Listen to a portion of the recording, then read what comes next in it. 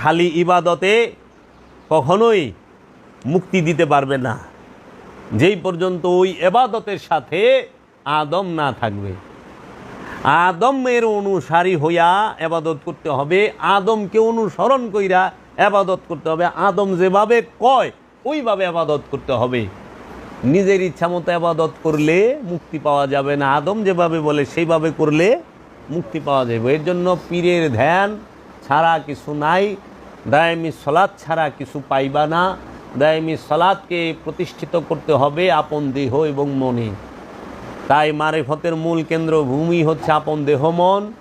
এই দেহ মনের গবেষণা করো, এই দেহ মনের মধ্যেই রবকে খুঁজা পাইবা, এই দেহ মনের মধ্যেই রসুলকে খুঁজা পাইবা, এই দেহ মনের মধ্যেই তার দাসত্ব প্রতিষ্ঠিত হবে। দেহ মনের বাহিরে কিছুই নাই।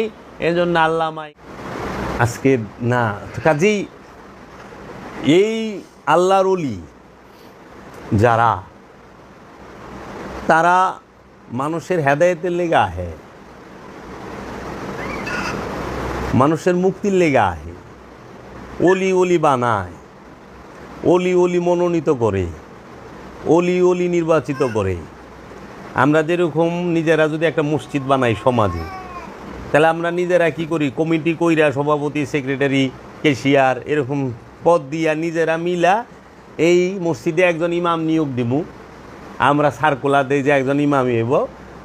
বিভিন্ন দেশের বিভিন্ন জেলা থেকে, থানা থেকে, বিভিন্ন জায়গা থেকে আলেম ওলামারা 50-60 জন, 100 জন, 200 জন উপস্থিত। তার মধ্যে আমরা ইন্টারভিউ নেই, হ্যাঁ, যে কে কি আসয় বিষয়, কার কণ্ঠ সুন্দর, কারে পছন্দ, কার ব্যবহার সুন্দর। তারপরে যাই আমরা একজন ইমাম নিয়োগ দিই। তাহলে আমাদের গ্রামের মসজিদে ইমাম নিয়োগ কি আল্লাহ দিছে? আল্লাহর রসুলে দিছে? আল্লাহর ওলি দিছে? দিছে কে? মসজিদ কমিটি, সভাপতি, সেক্রেটারি, ক্যাশিয়াররা মিলা, গ্রামের মানুষ মিলা। এখন ইমাম নিয়োগ দিবার লইছে কে? যে নিজেই সূরা ফাতিহার অর্থ জানে না, এরকম লোক আছে। আর যে সূরা ফাতিহা জানে না, অর্থ জানে না, কিংবা কোরআন সম্পর্কে, কোরআন দর্শন সম্পর্কে যে জানে না, হ্যাঁ নিয়োগ দিতে আছে দাওরায় হাদিস ফারেকরে, হ্যাঁ নিয়োগ দিতে আছে একজন আলেম ওলামারে, তাই না? আর আল্লাহর ওলিরা কি করলো? সে নিজে মনোনীত করলো, খেলাফত দিল, যে কারে? তার নির্বাচিত রে, সে যারে নিজ হাতে তৈরি করে। আল্লাহ কারে খলিফা বানাইছে? আল্লাহ যারে নিজ হাতে বানাইছে হ্যারে খলিফা বানাইছে, তাই না? দেখি ভুল কোরআনে কইছে না যে আমি আদমকে নিজ হাতে তৈরি করছি? হে আজাজিল, কিসে তোমাকে বারণ করলো, তুমি আদমরে সেজদা দিলা না? আমি তো নিজ হাতে আদমরে বানাইছি। আদমকে সে আমার খলিফা। খলিফা শব্দের অর্থ কি? প্রতিনিধি। যে আল্লাহর প্রতিনিধিত্ব জগতের বুকে করবে তিনি আদম। তো প্রত্যেকটা দেশের প্রেসিডেন্টের একটা প্রতিনিধি থাকে, প্রধানমন্ত্রীর একটা প্রতিনিধি থাকে, তাই না? তাহলে প্রতিনিধির কথা, মূলের কথা একই। এর লেগে আমরা দেখি আল্লাহর বাণী আদমের ঠোঁট থেকে বাইরেছে, আল্লাহর বাণী নবী রসুলের ঠোঁট থেকে বাইরেছে। কেন? তারা প্রতিনিধি। তাহলে এখন যারা নাকি গুরু হচ্ছে, গুরু সাজতেছে, তারা কি মনোনীত, নির্বাচিত গুরুর? গুরু অথরিটি দিছে সবাই রে না? আমাদের দেশে 100 জন পীর মাশায়েখ যারা আছেন, 100 জনের মধ্যে যদি চিলসেরা বিশ্লেষণ করেন, দেখবেন যে 90 জনই খেলাফত প্রাপ্ত না। 90 জনই পীর হয়ে গেছে কেমনে? নয় স্বপ্নে, স্বপ্ন দেখা, আর নইলে পরে রুহানিভাবে হাতে হাত দিয়া মোরাকাবা মুশাহেদা বছরের পর বছর কইরা আপন মুর্শিদ থেকে বরদান, খেলাফত, বাক্য সেটা প্রাপ্ত না হইয়াই ওলি হয়ে গেছে।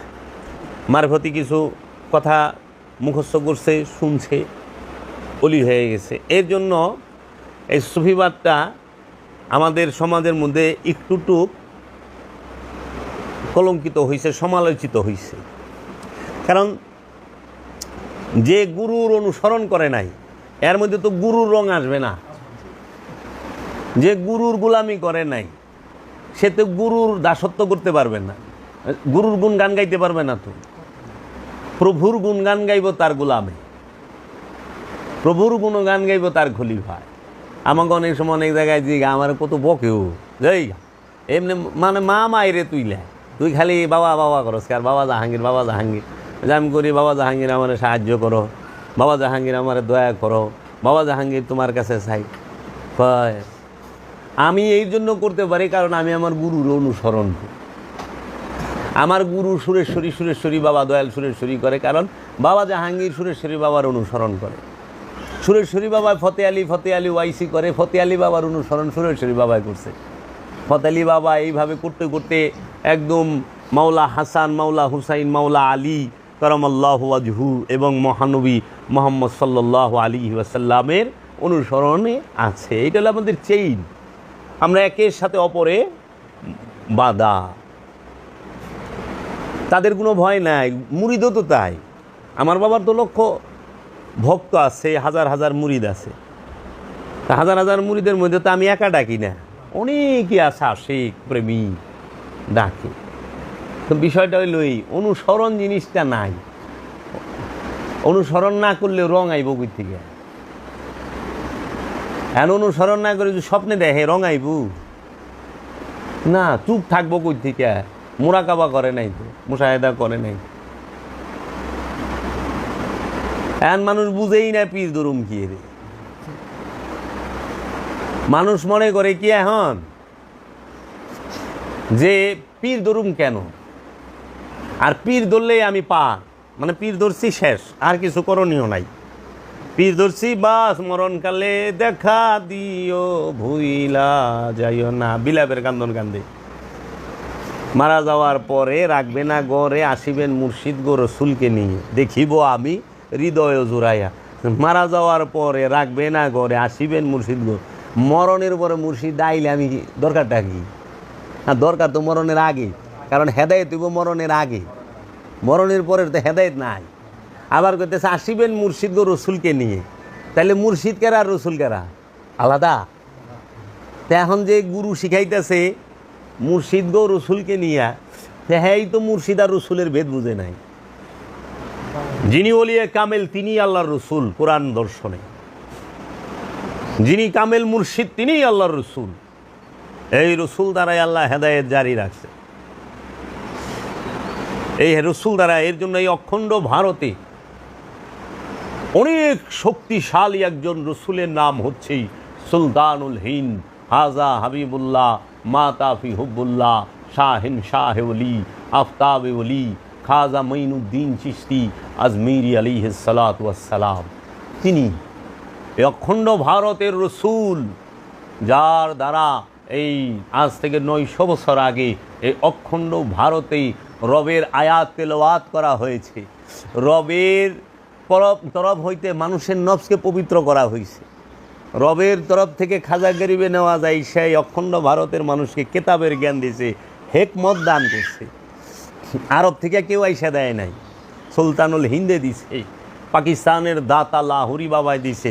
এখন পাকিস্তান কিন্তু ইয়ামল অখণ্ড ভারত।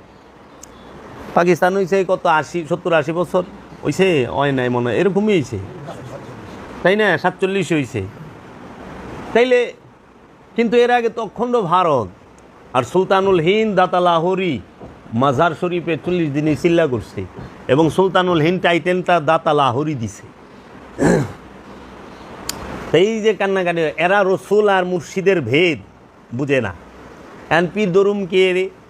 পীর ধরার উদ্দেশ্য কি? মানে আমরা যদি সলাৎ করতে যাই, সর্বপ্রথম কি লাগবো? নামাজ পড়তে গেলে কি কয়? শরীর পাক, কাপড় পাক, নামাজের জায়গা পাক, ছত্র ঢাকা, তাই না?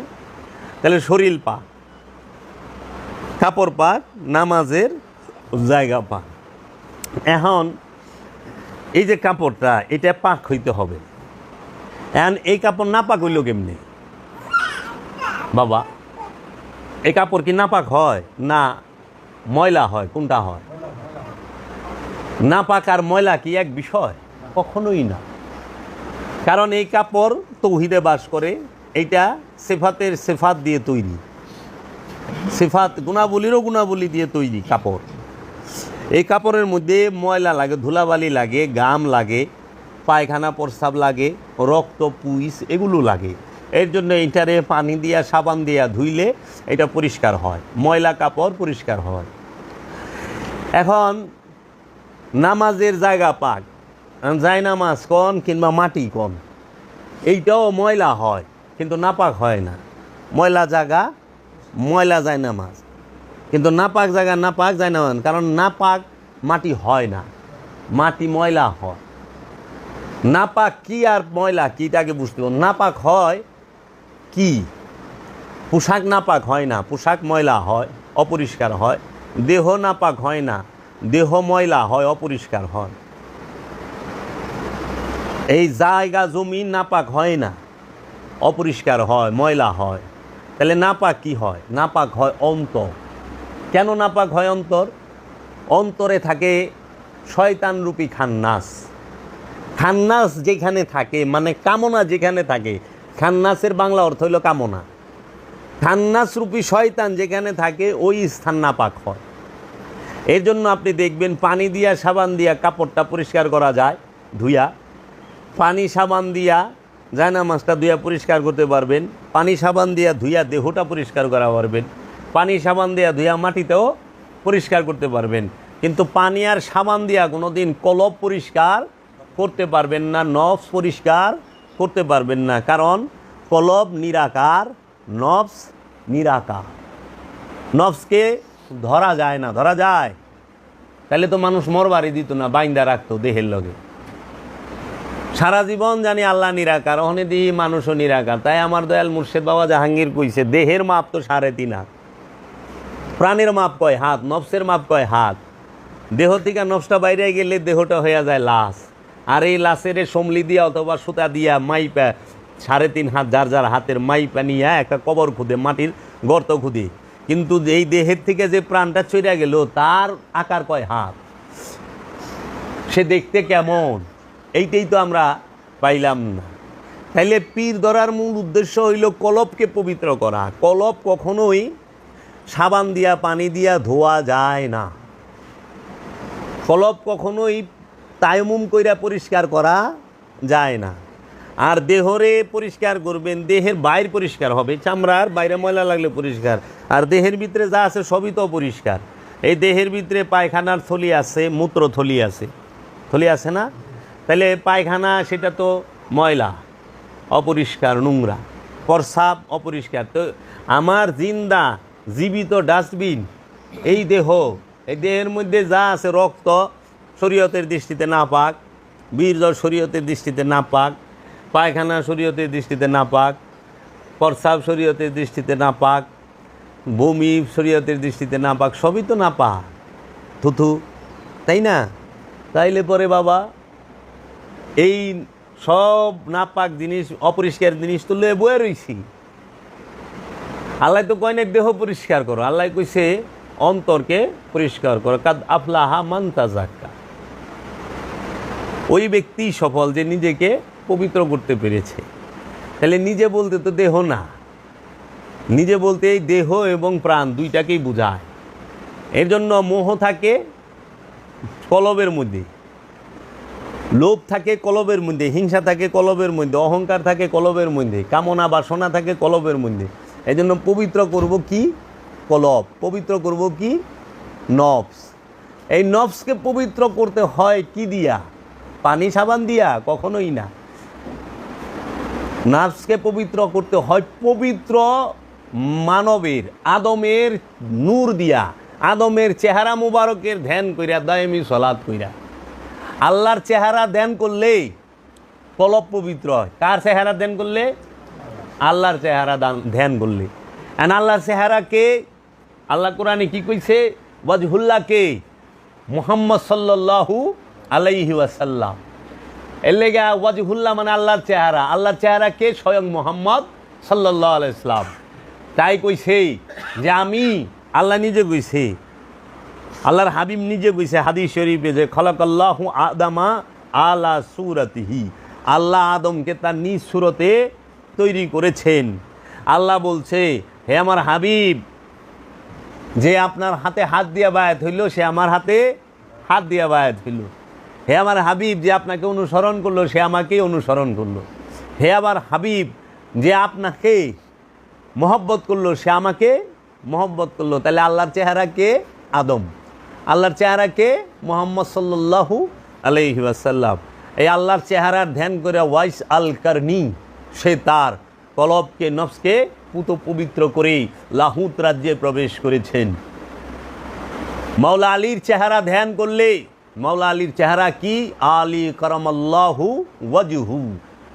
মাওলা আলী হচ্ছে আল্লাহর কারাম, দয়া, রহমত, নিয়ামত, হেকমতের চেহারা। মাওলা আলীর চেহারা মুবারক কি হইল? আল্লাহ রব্বুল আলামিনের নূরের চেহারা, দয়ার চেহারা, রহমতের চেহারা, হেকমতের চেহারা, কারামতের চেহারা। এই চেহারার ধ্যান করলে তখন যায়া কলব আর নফস পবিত্র হবে। এর জন্য নামাজ পইরা কলব পবিত্র করা যায় না। শুধু নামাজ পইরা কলব পবিত্র করা যাবে না। কোন নামাজে? এই আনুষ্ঠানিক নামাজে। দায়েমি নামাজ পইরা, দায়েমি নামাজ কইরা কলব পবিত্র হইব। দায়েমি সলাৎ কইরা কলব পবিত্র হবে। দায়েমি সলাতে কি থাকে? আল্লাহর ওলি থাকে, আল্লাহর ওলির চেহারা থাকে, আল্লাহ রসুলের চেহারা থাকে, পাক পাঞ্জাতনের চেহারা থাকে। এর জন্য দায়েমি নামাজ মানেই হচ্ছে মুর্শিদের সাথে সলাৎ করা, মুর্শিদের চেহারার ধ্যান করা। এই মুর্শিদের চেহারার ধ্যান করলে, রসুলের চেহারার ধ্যান করলেই দায়েমি সলাৎ হয়। এই রসুলের চেহারার ধ্যান করলে, দায়েমি সলাৎ করলেই সে কি করে? তার কলব পবিত্র হয়। কিন্তু দায়েমি সালাত বাদ দিয়া আপনি যদি শুধু আনুষ্ঠানিক সালাত করেন, 5 ওয়াক্ত নামাজ করেন, আপনার কলব জীবনও পবিত্র হবে না। তার দলিল কোথায়? আমরা দেখছি এজিদ 5 ওয়াক্ত নামাজ পড়ছে, অনেক নফল নামাজ পড়ছে, কলব পরিষ্কার হয়েছে জিদের? না। আচ্ছা, মামুনুর রশিদ, হারুনুর রশিদ, মুতাওয়াক্কিল, মুতাসিম বিল্লাহ, যারা আওলাদে রসুলদের খুনি, আওলাদে রসুলদের খুন করছেন, তাহারা 5 ওয়াক্ত নামাজ পড়তো, কিন্তু কলব পরিষ্কার হয়েছে? হয় নাই। আপনি যা দেখেন মীর জাফর 5 ওয়াক্ত নামাজ পড়তো, মীর সাদেক 5 ওয়াক্ত নামাজ পড়তো না? তো কি কলব পবিত্র হয়েছে? এই যে হাজার হাজার কেজি বোম মারলো, এই যে জঙ্গিরা, এরা 5 ওয়াক্ত নামাজ পড়ে না? এখন কলব পবিত্র হয়েছে? না। আপনি যা দেখেন এই যে আমাদের দেশে যারা নাকি বড় বড় এইগুলো ধরা পড়লো, যারা এই যে বোম দিয়া মানুষ মারে, এরা 5 ওয়াক্ত নামাজ পড়ছে। কিন্তু বাংলা ভাই, ওই যে ডক্টর গালিব, হ্যাঁ, মুফতি হান্নান, এরা যে আইলু, কি তাকে কলব পবিত্র হয়েছে? হয় নাই। আচ্ছা, আমাদের দেশে আপনাকে গ্রামগঞ্জে যারা নাকি সুদ খায়, এরা আমি দেখি আমার এখানেও আছে, আত্মীয় স্বজনের মধ্যেও আছে যে সুদ খায়, 10 টাকা হারে, এরাও 5 ওয়াক্ত নামাজ, হজ কোরবানি করতেছে, কিন্তু কলব তো পবিত্র হচ্ছে না। এর জন্য বললাম যে আনুষ্ঠানিক আবাদত দিয়া কলব পবিত্র হয় না। দায়েমি আবাদত করলে কলব পবিত্র হবে। অবশ্যই সলাৎ করতে হবে, সেই সলাৎটা হইল দায়েমি সলাৎ। এর জন্য আল্লাহ কুরআনে সূরা সাবার 46 নম্বর আয়াতে বলছে, তোমরা সলাতে দাঁড়াও, প্রথমে জোড়ায় জোড়ায়, তারপরে একা একা। তোমরা রুকু করো রুকুকারীর সাথে, সূরা বাকারায়। তোমরা সেজদা করো সেজদাকারীর সাথেই, প্রথমে জোড়ায় জোড়ায়, তারপরে একা একা। তোমরা তাহাজ্জুদ করো, তাহাজ্জুদ শব্দের অর্থ হইল সাধন প্রচেষ্টা। মধ্যরাত পার হয়ে গেলেই তাহাজ্জুদ করে গভীর রাতে, মানে আরামের ঘুম হারাম কইরা আল্লাহ রব্বুল আলামিনের সাথে, আল্লাহর রসুল রাহমাতাল লিল আলামিনের সাথে সংযোগ যোগাযোগ প্রচেষ্টাকে একটু বেশি চেষ্টা করে যারা, তাদেরকেই বলা হয় সাধক, সাধন প্রচেষ্টা। যে তারা সব সময় নিজেকে রসুলের কাছেই সাত্তাছে, রসুলের কাছে সমর্পণ করতেছে। হে আমার রসুল, আমার ইচ্ছাটাকে আপনি জাকাত হিসাবে নিয়ে নেন, আমি আমার ইচ্ছাটাকে আপনার কাছে জাকাত দিতে চাই, আপনি দয়া করে কবুল করেন। আমার ইচ্ছাকেই আমি আপনার কাছে কুরবানি করতে চাই, আপনি দয়া করে আমার এই কুরবানি গ্রহণ করেন, কবুল করেন। তো এই কুরবানিটা যখন রসুলের কাছে করতে পারে তখন যায় কামিয়াব। এর জন্য আমরা পীর ধরি, কিসের জন্য? নফসকে এবং কলবকে কামনা শূন্য করে, পুত পবিত্র করে, সেই কলব এবং নফসকে রবের মহানূরের মাঝে ফানা এবং বাঁকা করার জন্য, বাঁকা অবস্থানের জন্য। ফানা মানে বিলীন হয়ে যাওয়া, বাঁকা মানে স্থায়ী হয়ে যাওয়া। এর জন্য আমরা পীর ধরি। এখন কি করে, পীর ধরছে, মুড়ি দিছে, পীর সাবে কয়ে দিছে, যা এক কাম কর, 5 ওয়াক্ত নামাজ পড়িস, তসবিহ তাহলিল করিস, হ্যাঁ, আর ওই যে অনুষ্ঠানের দিন আহিস, এত তারিখে অনুষ্ঠান হয়, উরসে আহিস। এই অহনে যাইবার লইছে, অনেক পীর ধরছি আমি কেরানীগঞ্জে চুনকুটে, এখন নামাজ পড়ি আমি আমার এলাকার ইমাম সাহেবের পিছিয়ে, যাই কবে লইছে বিহাজাল ইমাম। তাহলে তোমার পীর কি? প্রত্যেকের আপন মুর্শিদ তার ইমাম, আপন পীরই তার ইমাম। যে গুরু ধরছে সে আর কোনোদিন কইতে পারে না বিহাজাল ইমাম, এই ইমামের পিছিয়ে অন্যজনে। তাহলে মুরিদগিরি থাকে না তো, ভাঙ্গা যায় তো। কে শিখাইব? আমি কি আল্লাহরে খুশি করুম না সমাজ খুশি করুম? আমার কারে দরকার? আল্লাহ রসুল দরকার না? আমি রসুলকে খুশি করতে চাই, আমি রসুলের ইচ্ছা মতো চলুম, আল্লাহর ইচ্ছা মতো চলুম। আমি তো সমাজের মানুষের ইচ্ছা মতো চলুম না, চলুম। এই জন্য কোরআন বলছে, তুমি যদি অধিকাংশ মানুষকে ফলো করো, তোমরা, আমাদেরকে বলছে, রসুলকে না, তোমরা যদি সমাজের অধিকাংশ মানুষকে ফলো করো, তারা তোমাকে গুমরাহির পথে নিয়ে যাবে। অধিকাংশ মানুষকে ফলো করা যাবে না, যে এখানে বেশি মানুষ তাকে ফলো করি না, ওলিয়া কামেলকে অনুসরণ করতে হবে। ওই আয়াত রসুলের লেগা না, আমাগো লেগা, আমানুর লেগা, মানুষের লেগা, নাসের লেগা, ইনসানের লেগা। ওই আয়াত রসুলের লেগা না। রসুল আবার কারে অনুসরণ করব? নবী কারে অনুসরণ করব? কারণ নবী নিজেই কেন্দ্রবিন্দুতে অবস্থান করে, নবী হয়ে আগমন করে, রসুল হয়ে আগমন করে, তো তিনি আবার কার অনুসরণ করব? তিনি অনুসরণের কেন্দ্রবিন্দুতে অবস্থান করেন, তাকে কেন্দ্র করে অনুসরণ। এর জন্য তুমি সমাজের অধিকাংশ মানুষ, এই যে পাড়া মহল্লার মানুষগুলো, আরে এই কিরি ব্যাপার, আমাকে কয় না, দেখি না, আস না, ব্যাপার কি, এই তুই তো বালাও লোক না, এই না সেই না, তা অনেক কী কই, আহি না কি রে? কারণ আল্লাহ কইছে যে সলাৎ করে হ্যাঁ পাপই করা পারে না, হ্যাঁ আল্লাহ পাপ থেকে বিরত রাখে। এটা আল্লাহ প্রতিশ্রুতি, ইন্না সলাতা তানহা আনিল ফাহশাই ওয়াল মুনকার। তো চাচা মিয়া, আপনি সুদ খাইতে খাইতে আর ঘুষ খাইতে খাইতে আপনার আগে দাঁড়িয়ে আসলেন, ওখানে দাঁড়িয়ে রাখছেন, সাদা হয়ে গেছে গা, সাদা দাঁড়িয়ে জর্দার রং মাইরা লাল করছেন, তারপরও আপনি ঘুষ ছাড়তেছেন না, আবার 5 ওয়াক্ত নামাজও পড়তেছেন, সুদ সারা পারতেছেন না, 5 ওয়াক্ত নামাজও পড়তেছেন, হক মাইরা গেছে। বইনের ওয়ারিশ সম্পত্তি দেয় নাই, ভাইয়ের ওয়ারিশ সম্পত্তি দেয় নাই, বাইনার ওয়ারিশ দেয় নাই, বাইস্তার ওয়ারিশ দেয় নাই, দেয় না। আত্মীয় স্বজনের সীমানা 4টা থাকে তো, উত্তর দক্ষিণ পূর্ব পশ্চিম, 4 জনের লোকে গুতাগুতি আইল লইয়া। আপনি হেই লুক, এখন আপনি গেছেন, এর লেগে আমি যাই না চাচা, কে রে? আমি শুধরাইতে দেখলাম না তো, কিন্তু কোরআন তো কইছেন না সলাতা তানহা আনিল ফাহশাই ওয়াল মুনকার। নিঃসন্দেহে এই সলাৎ পাপ কাজ হইতে বিরত রাখবে। তুমি যায় দেখো গা, ওলিয়া কামেলের একজন সাধক মুরিদ যে আসলেই মুসল্লি, তাকে যায় দেখো, সেই কাহারও সম্পদ মাইরা খাওয়া তো দূরের কথা, নিজের সম্পদ মাইনছে লয়ে গেছে, ওইটারই হিসাব রাখে নাই। সে সুদ ঘুষ খাইব তো দূরের কথা, সে নিজের সম্পদ বিলাইতে বিলাইতে নিঃস্ব হয়ে যা, সে মানুষের সেবায় নিয়োজিত। যায় দেখো, আছে। মানুষকে অনেকভাবে সেবা করা যায় বাবা। সবচেয়ে উত্তম সেবা হলো খাবার দিয়া, জ্ঞান দিয়েও সেবা হয়, বিদ্যা দিয়া সেবা করা যায়, চিকিৎসা দিয়া সেবা করা যায়। এই সেবাগুলো সব ধর্মের মধ্যে শ্রেষ্ঠ, এবং এইটাই সবচেয়ে পুণ্যের কাম কইছেই। এই করোনার মধ্যে যারা নাকি জীবন বাজি রাইখা মানুষের সেবা করছে, তাগো থেকে উন্নত ধার্মিক কেউ আছে? তাদের থেকে ভালো আমলদার কেউ আছে? ঘরের ভিতরে জিকির করা সহজ, কিন্তু করোনার মধ্যে একজন করোনা রুগীর চিকিৎসা দেওয়া এটা বড় কঠিন, নিজের জীবন বাজি রেখা। তো করে নাই সারা বিশ্বে, তুমি কি এই অবদান ভালাই দিতে পারবা? জ্ঞান দিয়া করে, বিদ্যা দিয়া করে, তথ্য দিয়া করে। এর জন্য সেবার মন মানসিকতা থাকতে হবে। তো কাজেই পীর দড়ি গিয়ে রে এটাই বোঝে না, আর পীর দড়ি কলবরে পবিত্র করা, কলব কিটা বোঝে না, কলব বান্ধবদের নিচে, এটা হলো রূপর।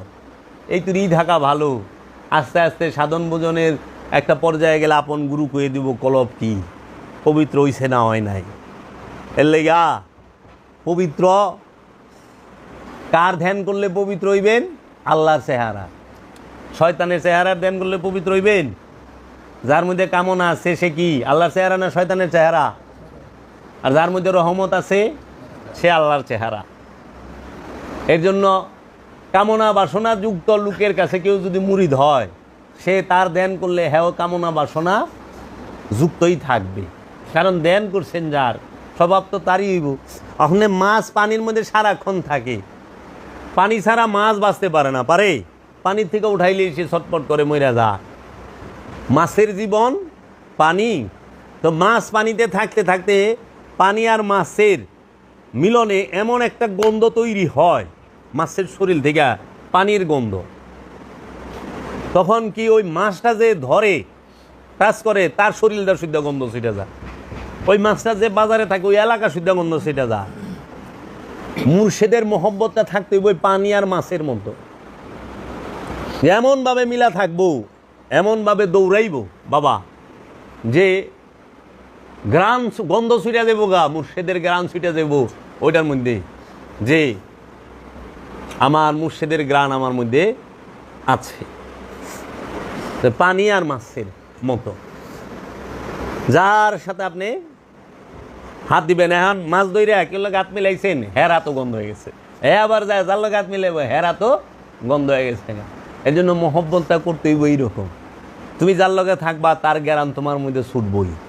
এলে সুরের লগে থাকলে সুরের গ্যারান আইব শৈল দেয়, নেতার লগে থাকলে নেতার গ্যারান আইব শৈল দেয়া, কারবারের লগে থাকলে কারবারের গ্যারান আইব শৈল দিয়া। হ্যাঁ, অলিল থাকা মানে বইয়া থাকলে না, অনুসরণ করলে। নেতা যেভাবে হাঁটে ওইভাবে হাঁটবা, নেতা যেভাবে বক্তব্য দেয় ওইভাবে দিবা, নেতা যেভাবে নেতাগিরি করে ওইভাবে করবা, মানে অনুসরণ করলাই। যে যারে অনুসরণ করবো, সুরের অনুসরণ করলে সুর হইবা, ডাকাইতের অনুসরণ করলে ডাকাইত হইবা, মৌলবীর অনুসরণ করলে মৌলবী হইবা, ওহাবির অনুসরণ করলে ওহাবি হইবা, সালাফির অনুসরণ করলে সালাফি হইবা, সুন্নির অনুসরণ করলে সুন্নি হইবা, অলির অনুসরণ করলে অলি হইবা। আর তুমি কি সুন্নি হইবা না অলি হইবা? তুমি কি সুন্নি হইতে চাও না অলি হইতে চাও? তুমি কি সালাফি হইতে চাও না অলি হইতে চাও? মানে সালাফিরা কেউই অলি হইবার চায় না, সালাফি হইবার চায়। সুন্নিরা অলি হইবার চায় না, সুন্নি হইবার চায়। আমার তো সুন্নি উদ্দেশ্য না, আমার উদ্দেশ্য এবং লক্ষ্য হইল কামালিয়াত অর্জন করা। কামেল, কামেল বাংলা শব্দ হইল পরিপূর্ণ।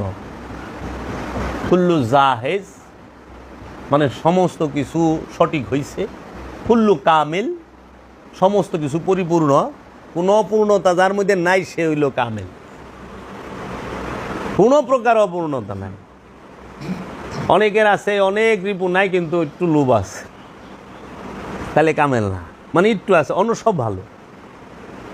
অনেকের আছে অনেক কিছু, সব নাই কিন্তু একটু অহংকার আছে, মানে পরিপূর্ণ। তাহলে আমরা এই বিষয়গুলো পীর কি এর ধরুন, এটা হলো মূল আমাকে দরকার, এইটা এই আলোচনা। আচ্ছা, আমরা যারা পীর ধরছি, পীর ধৈরা কী করুম এটাও আমাকে জানার বিষয়। পীর ধরছি আমাকে কর্ম শেষ না, কর্ম আর বাইরে গেছে। অনেক গুরুর অনুসরণ করতে হইব, গুরুর বাড়িতে যাইতে হইব, গুরুর সহবতে থাকতে হইব, গুরুর খেজমত করতে হইব, সেটা আর্থিক হোক, মানসিক হোক, শারীরিক হোক, কর্মের দ্বারা হোক, জ্ঞানের দ্বারা হোক, বুদ্ধির দ্বারা হোক, যেভাবেই হোক গুরু সেবা, গুরুর বাড়ির যে মুসাফির আইব তাকে সেবায় থাকতে হবে। এর মধ্যে আমার তিনটা জিনিস মূল থাকবো, আদব, ভক্তি, মহব্বত। এই বিষয়টা আদব আর ভক্তি থেকে মহব্বতের জন্ম হয়ে যাব। মানে আদব নাই, ভক্তি নাই, তাহলে মহব্বত আসবে না। আর মহব্বতের অপর নাম ইমান, আমলের অপর নাম ইমান না। আমলের অপর নাম যদি ইমান হইতো তাহলে আজাজিল সবচেয়ে বড় ইমানদার থাকতো, তাই না? মহব্বতের অপর নাম ইমান। যার রসুলের প্রতি যে যত বেশি মহব্বত, তার ইমান তত বেশি গভীর। আর যে মহব্বত করে রসুলরে এবং রবকে এবং অলিদেরকে, তারা কোনো দিনও জাহান্নামে যাইব না। আর যারা মহব্বত করে না অলিদেরকে, রসুলকে, রবকে, কিন্তু প্রচুর আমল করে, গ্যারান্টি সহ জাহান্নামে যাইব। আমল দিয়া জান্নাতও পাইবেন না, আমল দিয়া মুক্তিও পাইবেন না। মহব্বত দিয়া জান্নাতও পাইবেন, মুক্তিও পাইবেন। এর জন্য মহব্বতের সাথে আমল করতে হবে। নামাজে খারাইছি, নামাজ কোনো ডিউটি না, সলাৎ কোনো ডিউটি নয়। হ্যাঁ, সলাৎ হচ্ছে মহব্বত। সলাৎ কি? মহব্বত। সলাতের অপর নামই হলো মহব্বত। সলাতের অপর নামই মহব্বত। এর জন্য সলাৎ অর্থ সংযোগ, যোগাযোগ, প্রচেষ্টা। সলাৎ শব্দের অর্থ কুমর ডোলায়া নাচা। সলাৎ শব্দের অর্থ একটি বেদকে দুই মাথা একত্রিত করা। সলাৎ শব্দের অর্থ লাফায়া জিকির করা। এইরকম অনেক অর্থ আছে সলাতের। তো কাজেই সলাতের অপর নামে মহব্বত। মহব্বত যেহেনে নাই, উঠা বসায় আর এই নত হওয়ায় কোনো ফায়দা আসবে না, কোনো ফায়দা আসবে না। চেহারা দুই প্রকার, একটা নফসের চেহারা, একটা দেহের চেহারা। সলাতের চিহ্ন ফুইটা ওঠে নফসের চেহারায়, নফসের মধ্যে, এই দেহের মধ্যে না, দেহের চেহারায় না। অনেক দেহের চেহারায় কপাল কালা করে ঘুরলে কাম হইব না, ওটা ফাঙ্গাস, তাই না ভাই? আপনারা একটা আলোচনা করছিলেন। আমার এই ভাই হাফেজ মাওলানা এবং ঢাকা ইউনিভার্সিটি থেকে মাস্টার্স করা কমপ্লিট, ভালো তার এই আছে যে কোরআন হাদিস এবং আপনার সম্পর্কে, সুফিবাদ সম্পর্কে খুব ভালো তার চর্চা আছে এবং এই পথেও চলাফেরা আছে। তো তাহলে তারা পড়াশোনা করছে, আমরা মাদ্রাসায় পড়ছি, আমরা কি দেখি নাই যে কোন জিনিসটার মধ্যে মুতমাইন হওয়া যায়? আমাদের মূল উদ্দেশ্য নফসকে মুতমাইন করা। দেহ চুপ করে বয়ে থাকে, মন চুপ করে বয়ে রয়েছে, মন দৌড় পারে না। তো সলাতের মূল উদ্দেশ্য মনকে স্থির করা। মন যে তুই স্থির না হইব, তুই সলাত হবে না। লা সলাতা ইল্লা হুজরি বিকাল, হুজরি কলব, হুজুরি কলব দিয়া সলাত করতে হইব। মানে হুজুরি কলব কোনটা রে বাপ? হুজুরি কলব কোনটা? এই হুজুরি কাল থাকতে হবে। মানে হুজুরি কলব তো নাই আমাগো। উপস্থিত আমার মন মস্তিষ্ক, আমার দেহ প্রাণ সব সময় গুরুর সামনে উপস্থিত থাকতে হবে। একাগ্রতা ছাড়া কোনো দিন, একাগ্রতা ছাড়া সলাৎ হয় না। আর এই হুজুরি কলবটা কইরেই দিব আপন মুর্শিদে। দয়াল পীরে রে দয়াল কয় কি রে? কি দয়াল গো? ব্যান চালায় খায়, পীর ধরছে। ও তো 10 তলা বাড়ির মালিক হয় নাই, কিন্তু পীরে রে যায় কইতেছে দলি দয়াল। কি কারণ? কারণ একটাই, দয়াল দয়া করে হইল নফসটা শান্ত হয়।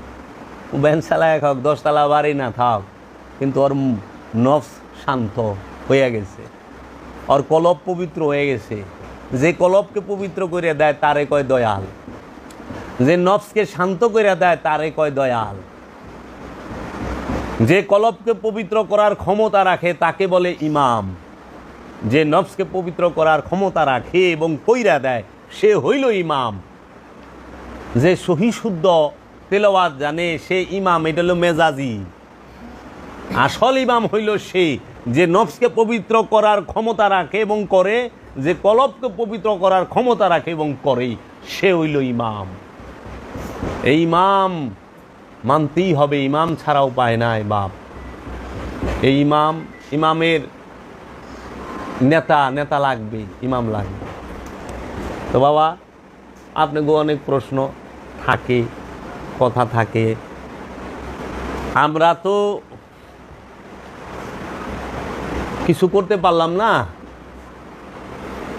আমরা বাবা জাহাঙ্গীরে পাইছি, কিন্তু আমরা বাবা জাহাঙ্গীরের মহব্বত করা পারিনি। হ্যাঁ, অহনে বাবা আমাগো চোখের আড়াল হয়েছে, চর্ম চোখের। আমার চোখের সামনে বাবা জাহাঙ্গীর আছে, থাকি, কিন্তু আমি গেলে যেই আমার বাবা আমার একটা ডাক দিত, আমরা মুরিদ ভাই যেই যাক, আমার বাবা যে একটা ডাক দিত, আইস বাবা, আইস। কোন সময় আইস বাবা? এই যে ওখানে আইস। পিঠের মধ্যে একটা বুলালি দিত। হ্যাঁ, ওই জিনিসটা খুব অভাব ফিল করি বা। এই জন্য সবসময় দয়ালের জন্য চোখে জল থাকে আমার। দয়াল, আমরা তোমারে বুঝতে পারলাম না। আর যখন বিন্দু মাত্র হোশ আইছে, তখন তুমি আমাদের থেকেই পর্দা নিছ। আশিকের হৃদয়ে মাসুক জিন্দা। আমি আছি, আল্লাহ আছে। আমি নাই, আমার কাছে আল্লাহ নাই। তোমারও কাছে আছে, সবার কাছে আছে। আমি নাই, আমি এখন মরে গেলেই আমি তার আল্লাহকে ডাকতে পারুম না। পারুম? তোমরা পারবা, তোমরা আমার সামনে আল্লাহ আল্লাহ ডাকবা, আমি পারুম না। এর জন্য আমি আছি, আমার আল্লাহ আছে। আমি নাই, আমার কাছে আল্লাহও নাই। এই জন্য মুর্শিদ থাকতে মুর্শিদকে বুঝতে হয়। এই জীবনটা অনেক দুর্লভ জীবন। আমরা মুর্শিদ হারাই। আমার মুর্শিদ আমারে যে দয়া করছে, যে মোহব্বত আদর ভালোবাসা দিছে, আমি এই আদর ভালোবাসা কোথাও যায় আর পাবো কি না এটার গ্যারান্টি নাই। পাবো না। তাহলে মুর্শিদ দয়াময়। প্রেমের বাজারে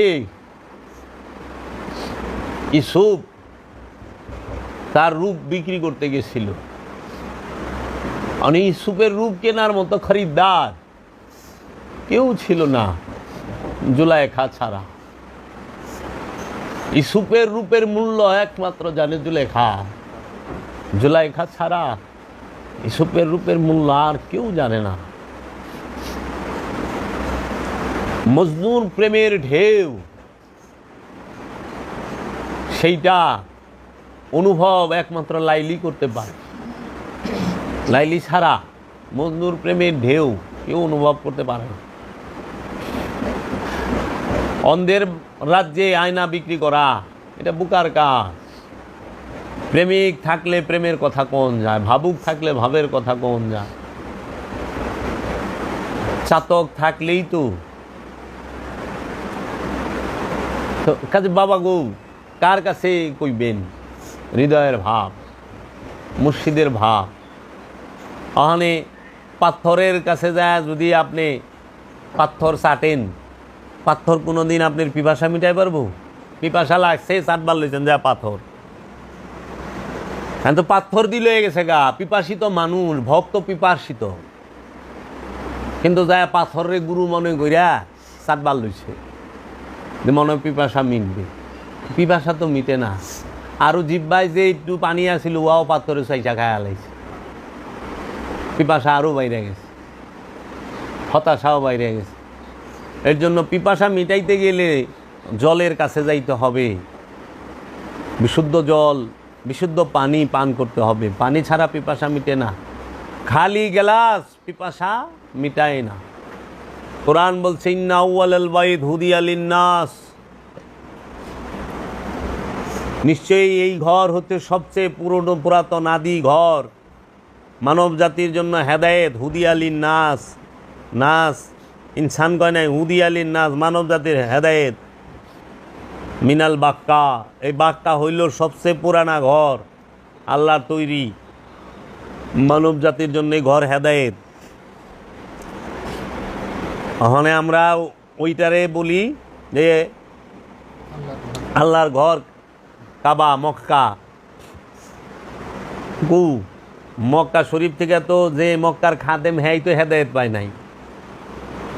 খাদেমুল হারামাইন বাদশারা, প্রতিটা বাদশাই তো খাদেমুল হারামাইন। এরা দিয়ে লক্ষ লক্ষ মানুষ হত্যা করছে নির্বিচারে। মামুনুর রশিদ খাদেমুল হারামাইন ছিল না? হারুনুর রশিদরা ছিল না? হাজ্জাজ বিন ইউসুফ কাবা মক্কা বানায় নাই, ভাঙ্গা বানাইছে তো। হেদায়েত হইছে, খালি গ্লাস পিপাসা মিটায় না। ওই মেজাজি ঘরের মধ্যে যখন হাকিকি কাবা প্রবেশ না করবে জীবনও হেদায়েত দিব না। হাকিকি কাবা হইল মুহাম্মদ সাল্লাল্লাহু আলাইহি ওয়াসাল্লাম। যখন মেজাজি কাবা উপস্থিত হয়েছে যায় তখন মানুষ হেদায়েত পাইছে। খালি গ্লাস পানি পিপাসা মিটায় না। পিপাসা মিটাইতে গেলে গ্লাস ভরা থাকতে হইব। তো বাবা এর জন্য খালি ইবাদতে কখনোই মুক্তি দিতে পারবে না যেই পর্যন্ত ওই এবাদতের সাথে আদম না থাকবে। আদমের অনুসারী হইয়া এবাদত করতে হবে, আদমকে অনুসরণ কইরা এবাদত করতে হবে। আদম যেভাবে কয় ওইভাবে এবাদত করতে হবে। নিজের ইচ্ছা মতো এবাদত করলে মুক্তি পাওয়া যাবে না। আদম যেভাবে বলে সেইভাবে করলে মুক্তি পাওয়া যাবে। এর জন্য পীরের ধ্যান ছাড়া কিছু নাই, দায়মি সলাৎ ছাড়া কিছু পাইবা না। দায়মি সলাৎকে প্রতিষ্ঠিত করতে হবে আপন দেহ এবং মনে। তাই মারিফতের মূল কেন্দ্র ভূমি হচ্ছে আপন দেহ মন। এই দেহ মনের গবেষণা করো, এই দেহ মনের মধ্যেই রবকে খুঁজা পাইবা, এই দেহ মনের মধ্যেই রসুলকে খুঁজা পাইবা, এই দেহ মনের মধ্যেই তার দাসত্ব প্রতিষ্ঠিত হবে। দেহ মনের বাহিরে কিছুই নাই।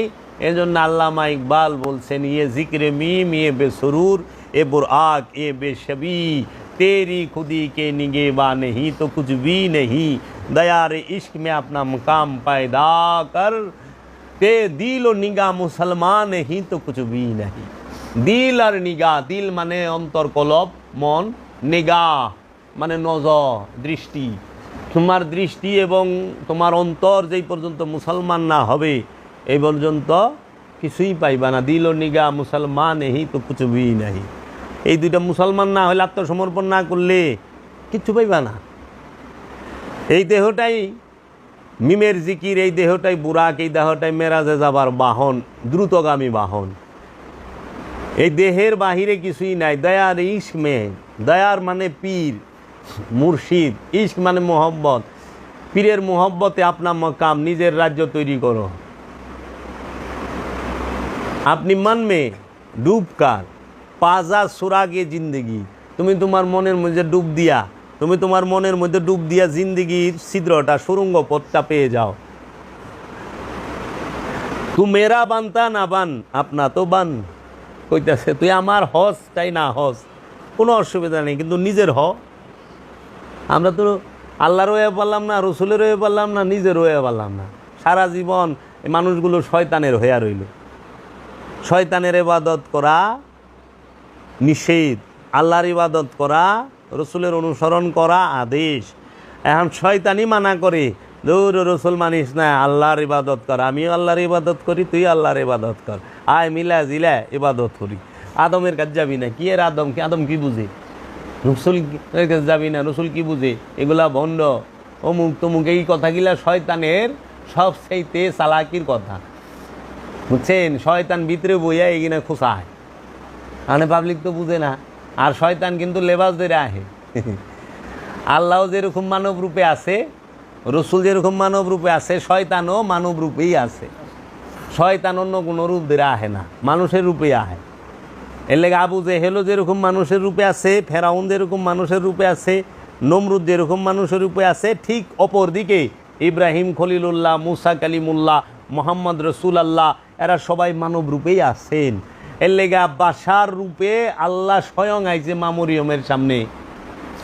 রুহুল কুদ্দুস, রুহুল আমিন, রুহুল্লাহ, তিনটা শব্দ, রুহুল কুদ্দুস, রুহুল আমিন, রুহুল্লাহ। রুহুল কুদ্দুস রূপে ঈসা নবীর কাছে সরাসরি আইছে আল্লাহ বাশার রূপ দইরা। রুহুল আমিন রূপে আল্লাহ রব্বুল আলামিন মহানবীর কাছে আইছে সরাসরি বাশার রূপ দইরা। আর রসুল রূপ দইরা রুহুল আমিন, রুহুল কুদ্দুস এবং রুহ, সে সরাসরি আইছে মা মরিয়মের কাছে মেহরাবে।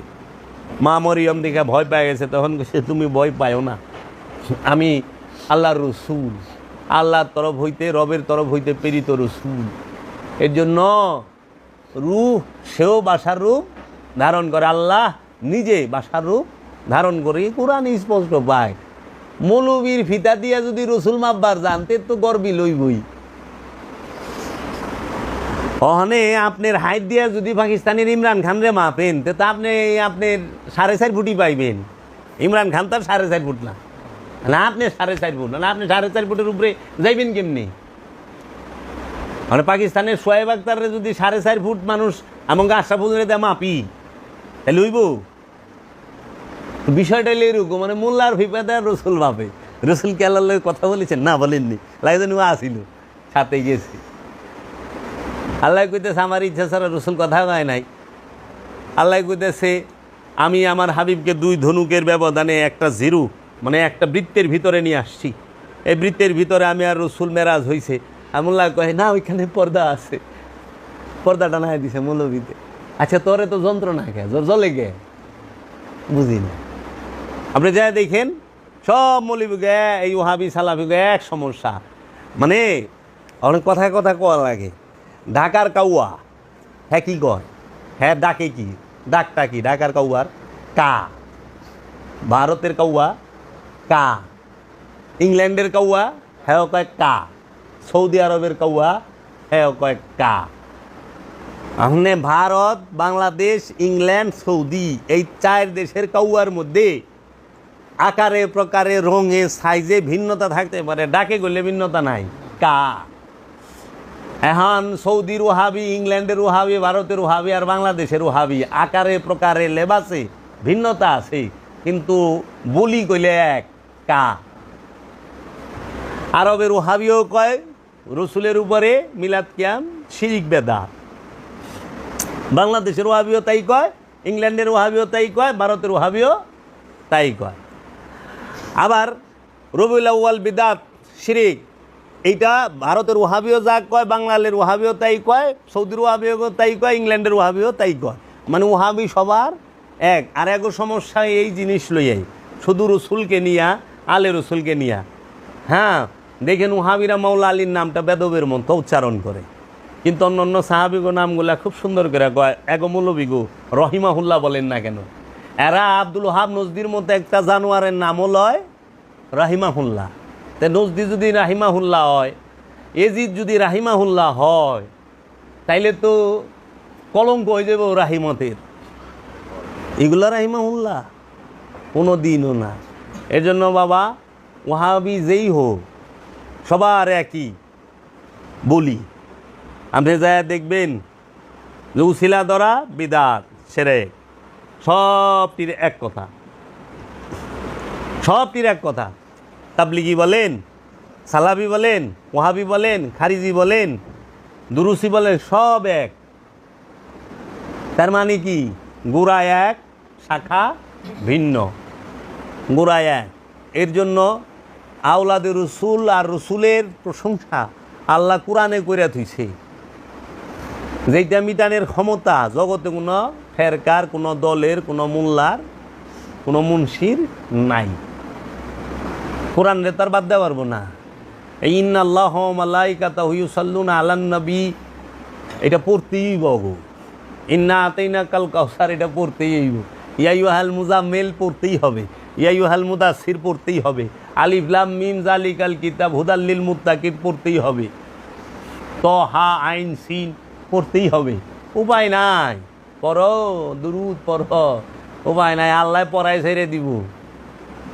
রাদিয়াল্লাহু ওয়া রাদুয়ান, রাদিয়াল্লাহু তাআলা আনহু ওয়া রাদুয়ান। আল্লাহ কোরআনেই কইয়া থিয়া দিছে, আল্লাহ তাদের প্রতি খুশি, তারাও আল্লাহর প্রতি খুশি। এটা মবিয়া রেজিদের বেলায় খাটে না, এটা মাওলা আলীর বেলায় খাটে, এটা মাওলা হাসান হুসাইনের বেলায় খাটে, সালমান ফার্সির বেলায় খাটে, হজরত আবু যর গিফারির বেলায় খাটে, হজরত জাবেরের বেলায় খাটে, হজরত আব্দুর রহমান ইবনে আউফের বেলায় খাটে, এইরকম জলিলুল কদর সাহাবা ইকরামদের বেলায় খাটে। রাজা বাদশাহ বেলায় এটা খাটে না। আর সুলতানু জিল্লুল্লাহ, এই বাদশারা হইল আল্লাহর ছায়া, হইতে পারে কোনো দিন? এই উমাইয়া আব্বাসিয়া রাজারা সবাই রসুলের বংশরে কুবায়া কাটছে, বিষ দিয়া মারছে, বিষ খাওয়াইয়া মারছে। যারা রসুলের বংশরে মাওলা হাসান হুসাইনের আওলাদ রে, মাওলা আলীর আওলাদ গো বিষ খাওয়াইয়া মারে আর কুবায়া কাটে, এরা বলে আল্লাহর ছায়া। সুলতানু জিল্লুল্লাহ খুতবায় পড়ে, দেখেন। খুতবার বাংলা তো আমরা বুঝি না, বাংলা বুঝলেছেন কাম হইতু। বাদশারা বলে আল্লাহর ছায়া, বাদশারা আল্লাহর ছায়া, ওখানে বাদশাহ উপরে দিয়ে আমেরিকার ছায়া আছে।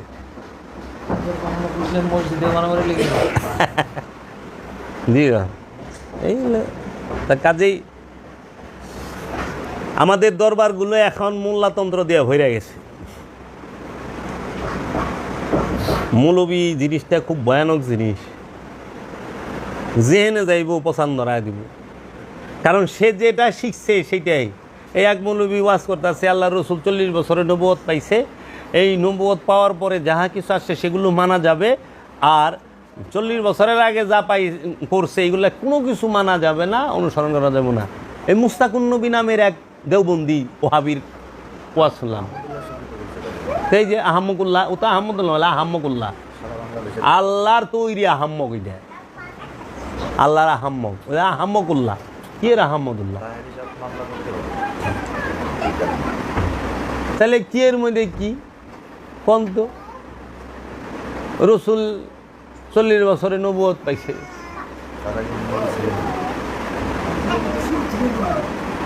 তো রসুল যদি 40 বছর আগে নবুয়ত পায় তাহলে হে আলাম তারা, আপনি কি দেখেন নাই? কাইফা ফা আলা রব্বুকা বি আসহাবিল ফিল, আপনি কি দেখেন নাই হে আমার রসুল, হে আমার হাবিব, যে আমি হস্তি বাহিনীর সাথে কিরূপ ব্যবহার করেছি? তো হস্তি বাহিনী লয়ে আইছে আল্লাহর হাবিবেরও আগমনের 50 দিন আগে। ইয়ো জন্মের আগে যদি হস্তি বাহিনীর কাণ্ড কারখানা দেখে, আলাম তারা দিয়া কতটি আয়াত আছে, একটু পড়েন না। আলাম তারা মানে কি? আল্লাহ কসম কাটলো, আল্লাহ কসম কার লগে কাটতেছে? কারে শুনাইতেছে কসম কাইটা? মোল্লা রে, আমানু রে, মুমিন রে, আল্লাহ রসুলে শুনাইতেছে। ওয়ালা উকসিমু বিনফসি লাওয়ামা, আল্লাহ নফসে লাওয়ামার কসম কাটছে। আল্লাহ সেই মহাপ্রলয় দিবসের, কিয়ামত দিবসের কসম কাটছে। আল্লাহ জৈতুন আর তিনের কসম কাটছে। ওয়া তিন ওয়া জৈতুন ওয়া তুর সিনিন ওয়া হাযাল বালাদিল আমিন।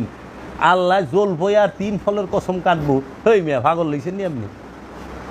জলপই, মানে আপনি কি জলপই হাতে ধরে কসম কাটবেন কোন দিন? এই জলপইয়ের কসম। আর আমাকে সিনেমার মধ্যে তো ইয়ের কসমই কাটে না, বট গাছ সাক্ষী রেখে আমার দাদা দাদির এই বিয়া করেন। আল্লাহ জলপইয়ের কসম কাটব? তাহলে এই 3 বলতে আল্লাহ কি বুঝাইছে? জয়তুন, এই 3 জয়তুন লই আমি আল্লাহরে, আল্লাহ ফুলকপি সম্পর্কে একটা আয়াত নাজিল করলো না?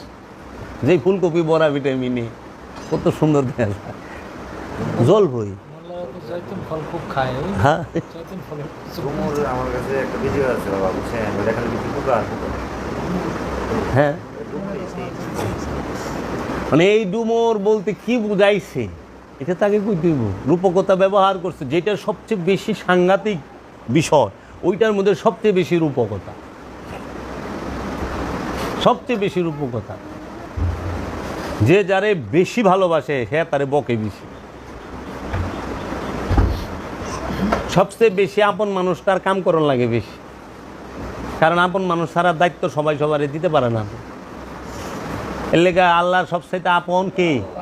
আল্লাহর হাবিব। এর লেগা আল্লাহর হাবিবের ত্যাগ বেশি করণ লাগছে, কষ্ট বেশি করণ লাগছে, নির্যাতন বেশি সহন লাগছে, কারণ সবচেয়ে বেশি নিকটে। কারণ আল্লাহর বান্দারেও কোরআনের লেগা রসুলের বংশরে কোরবানি করণ লাগবে, হয় না? কারণ আল্লাহ রসুলের বান্দা কান্ডারি বানায় দিছে, মানে তুমি কেমনে পার করবা তোমার বিষয়। এর লেগে দেওয়া নেওয়া সব জায়গায় আস। কি কারণে শাহাদাত করব? কি দরকার আছে? কাজেই মানুষে বিভ্রান্তি করে রাখছে মানুষই। কই যাইবেন? আমরা তো অনেক দিশাহারা।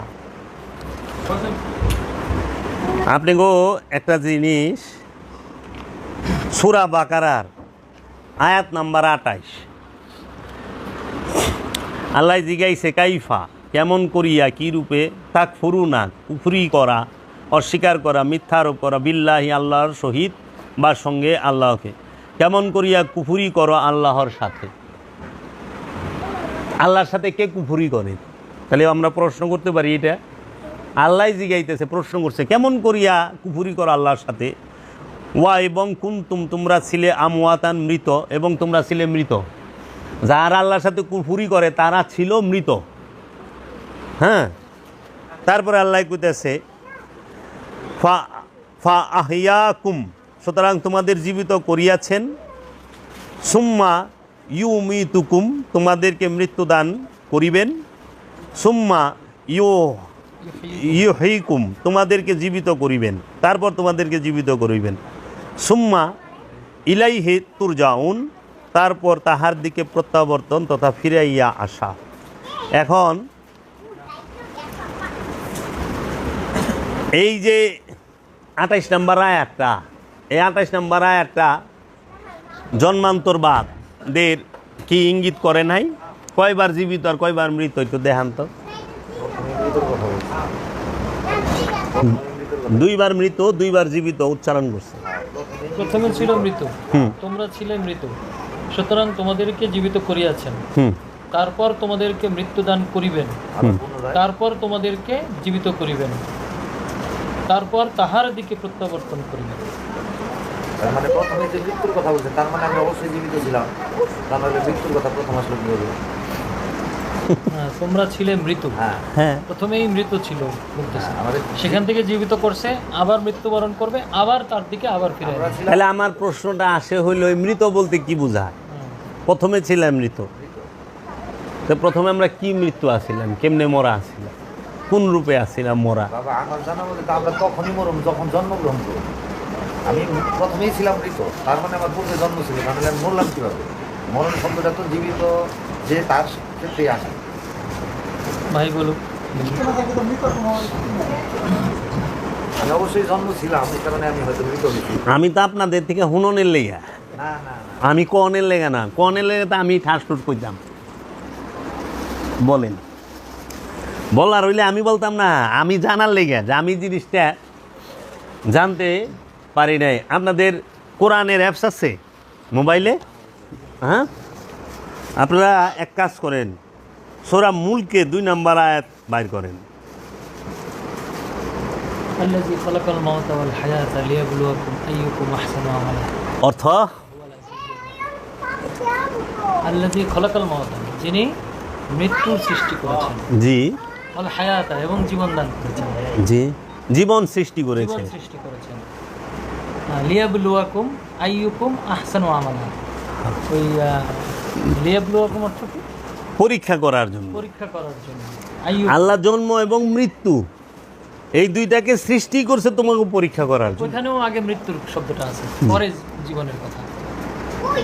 খলাকাল মাউতা ওয়াল হায়াতা, মৃত্যু এবং জীবন।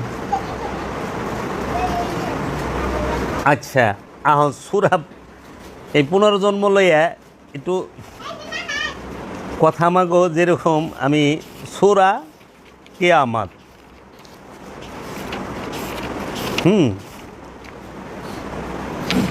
লা উকসিমু বিয়াউমিল কিয়ামাহ জি, ওয়া লা উকসিমু বিন-নাফসিল লাওয়ামা। এই জায়গায় প্রথম মৃত্যুর কথাই। পুরা অর্থটা পড়েন।